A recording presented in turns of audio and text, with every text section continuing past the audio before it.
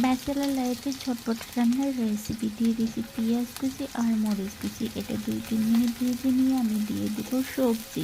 এখানে দিয়ে দিলাম 2টা বেগুন কুচি আর 2টা টমেটো, কাঁচা টমেটো কুচি।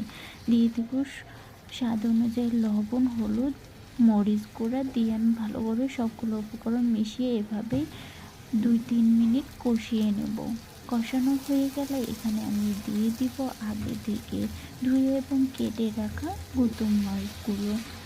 দিয়ে আমি আবারও 2-3 মিনিট এভাবেই কষিয়ে নেব যেন মাছ থেকে কাঁচা গন্ধটা চলে যায়। আর এখন আমি এখানে দিয়ে দেব 2 কাপের মতো পানি। আর পানিটা অ্যাড করে দিয়ে আমি আবার একটু নেড়ে দেব, নিয়ে হাই হিটে রান্না করে নেব। দেখতে পারছেন কতটা লোভনীয় হয়ে গেছে। আর এখানে বলক চলে আসছে, আবার একটু নেড়ে দিচ্ছি। পানিগুলো অনেকটা পরিমাণ শুকিয়ে গেছে। দিয়ে দিলাম ধনিয়া পাতা কুচি। আর এভাবেই আমি ঝটপট করে রান্না করে নিলাম গুতুম মাছের রেসিপি।